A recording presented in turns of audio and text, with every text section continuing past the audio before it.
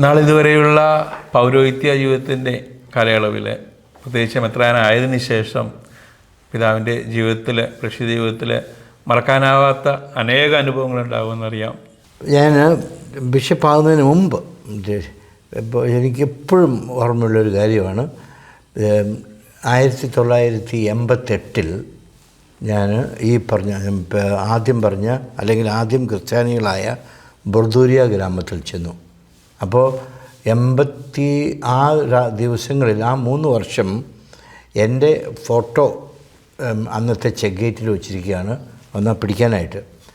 ആ സമയത്ത് ഞാൻ വേറെ ഒരു ആളുടെ സഹായത്തോടു കൂടി അന്നത്തെ ഈ ബൊർദൂരിയ ഗ്രാമത്തിൽ ചെന്നപ്പോൾ അവിടുത്തെ കാറ്റഗീഷനെ കണ്ട് അവിടുത്തെ കാറ്റഗീഷൻ്റെ വീട്ടിൽ ചോറ് കൊണ്ടിട്ട് ഞാൻ കാറ്റഗീഷനോട് പറഞ്ഞു, നീ എങ്ങനെയെങ്കിലും എന്നെ കൊൺസ ടൗൺ ഒന്ന് കടത്തി വിടണമെന്ന് വെച്ചാൽ ടൗണിൽ പ്രശ്നമാവും. അപ്പോൾ ഞാൻ പറഞ്ഞു, ഇന്ന് ഡിസംബർ 21 ഞാൻ ഇനി പല ഗ്രാമങ്ങളിൽ പോയിട്ട് 24-ാം തീയതി വൈകുന്നേരം ഇവിടെ തിരിച്ചു വരും. അപ്പോഴത്തേക്കും ആൾക്കാരെ ക്രിസ്മസ് കുർബാനയ്ക്കായിട്ട് റെഡിയാക്കി വേണം. നമ്മൾ രാത്രി കുർബാന ചൊല്ലിയിട്ട് രാവിലെ 5:30 ബസ്സിന് എനിക്ക് പോകണം, അല്ലെങ്കിൽ പ്രശ്നം. അതുകൊണ്ട് ഞാൻ അങ്ങനെ പറഞ്ഞിട്ട് ഞാൻ പല ഗ്രാമങ്ങളിലും പോയിട്ട് നീസ എന്ന് പറഞ്ഞൊരു വില്ലേജിൽ, അതായത് ഇപ്പോൾ അത് വലിയൊരു ഇടവകയാണ്, വേറൊരു ട്രൈബാണ്, വാഞ്ചോ ട്രൈബ്, അവിടെ ആയിരുന്നു. അന്ന് 24-ാം തീയതി രാവിലെ ഞാൻ നോക്കുമ്പം ഇനി നീസായിൽ നിന്ന് ബൊർദൂരിയയിലേക്ക് 62 കിലോമീറ്ററുണ്ട്.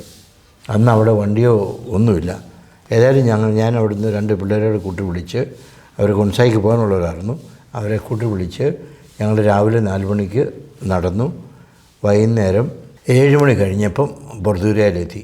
അപ്പോൾ ഞാൻ നോക്കുമ്പോൾ അവിടെ ഒരു 2000 ആളുകൾ ഒരു ചെറിയ തൃപ്പാളിട്ട് അതിനകത്ത് പന്തൽ കെട്ടി റെഡിയാണ്. നമ്മൾ ഈ 62 കിലോമീറ്റർ നടന്നതിൻ്റെ ക്ഷീണവും വിശപ്പും ഒക്കെ ഉണ്ട്. പക്ഷേ എന്നാലും ഇപ്പോൾ അവിടെ ആ സമയത്തൊന്നും കിട്ടാനില്ല. അപ്പോൾ ഞാൻ കാറ്റഗീഷനോട് പറഞ്ഞു, നമുക്ക് ആദ്യമേ തന്നെ ഇവരെ കുമ്പസാരിപ്പിക്കണം. പിന്നെ അന്നേരം അദ്ദേഹം പറഞ്ഞു, ഇവിടെ 2 ലാംഗ്വേജ് ഗ്രൂപ്പിൽ നിന്ന്, അതായത് നോക്തെ വാഞ്ചോ 2 പേരും മാമോദീസ സ്വീകരിക്കാനായിട്ടും ആൾക്കാരുണ്ട്, അവർക്ക് ആ ബാപ്റ്റിസം കൊടുക്കണം. ഞാൻ പറഞ്ഞു, അത് നമുക്ക് ചെയ്യാം, കുഴപ്പമില്ല. പക്ഷേ ആദ്യമേ നമ്മുടെ കത്തോലിക്കർ കുമ്പസാരിക്കട്ടെ. അതിനായിട്ട് ഞാൻ കുമ്പസാരിക്കാനിട്ടിരുന്നു. പക്ഷേ ലൈൻ തീരുന്നില്ല. ചില 2000-ൽ 1500 പേര് ക്രിസ്ത്യാനികളാണ്. അപ്പോൾ ഞാൻ പിന്നെ അവസാനം പറഞ്ഞു, നമുക്കൊരു കാര്യം ചെയ്യാം, നമുക്ക് ഇവർക്ക് ഈ കോമൺ കുമ്പസാരം അങ്ങ് നടത്തിയിട്ട് അങ്ങ് വിടാം. എന്നിട്ട് പിന്നെ അവർ സമയം അനുസരിച്ച് ഇൻഡിവിജ്വൽ കുമ്പസാരം അത് സംബന്ധിച്ച് പിന്നെ കുമ്പസാരം നിർത്തി കുർബാന തുടങ്ങി. 11:30 ആയപ്പോഴത്തേക്കും കുർബാന തുടങ്ങി. കുർബാനയുടെ സമയത്ത് പ്രസംഗം.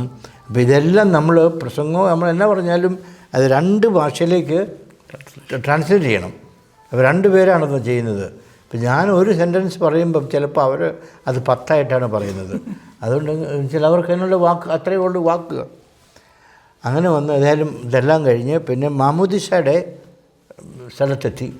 മാമോദീസ തുടങ്ങി. അപ്പോൾ മാമോദീസ നമ്മൾ കത്തോലിക്ക സഭ ചെയ്യുന്നത് എങ്ങനെയാണ്, നമ്മൾ കുറേ ചോദ്യങ്ങളുണ്ടല്ലോ. അന്നും എനിക്ക് ബോധമില്ല, ആ ബോധ്യം വന്നിട്ടില്ലായിരുന്നു. നമ്മൾ ആദ്യത്തെ ചോദ്യങ്ങൾ ചേതനെ പറ്റിയാണ്, ദൈവത്തെ പറ്റിയല്ല. അപ്പോൾ ഞാൻ ചോദിച്ചു, പിശാചിനെ 3 ചോദ്യങ്ങളുണ്ട് വെച്ചത് പിശാചിനെ പറ്റി, അത് 3ഉം ചോദിച്ചു. 4ാമത്തെ ചോദ്യം പിതാവിനെ പറ്റി, 5ാമത്തെ ചോദ്യം ഈശോയെപ്പറ്റി. എല്ലാ ചോദ്യവും അവർ ഒരു ഭാഷയിലേക്ക് അടുത്ത ഭാഷയിലേക്ക് തർജ്ജമ ചെയ്ത് എല്ലാവരും മറുപടിയും പറഞ്ഞ് പോയി. ഞാൻ 5ാമത്തെ ചോദ്യം ചോദിച്ചപ്പോൾ ആദ്യത്തെ ആൾ ട്രാൻസ്ലേറ്റ് ചെയ്ത ഉടനെ ഈ പുറകിൽ നിന്നൊരു 45-50 വയസ്സുള്ള ഒരു മനുഷ്യൻ എന്തോ പറഞ്ഞു. ഒരു മാത്രമല്ല, എന്തോ ഒരു വലിയ സെൻറ്റൻസായിട്ട് പുള്ളി പറഞ്ഞു. അത് കേട്ട ഉടനെ ആൾക്കാർ കൈയടിച്ച് ചിരിക്കാൻ തുടങ്ങി. അപ്പോൾ എനിക്ക് മനസ്സിലായില്ല ഇതെല്ലാം സംഭവമെന്ന്. അപ്പം ഞാൻ ആ കാറ്റഗീഷനോട് ചോദിച്ചു, ഇതെന്താ ഇതേ പറയുന്നത്?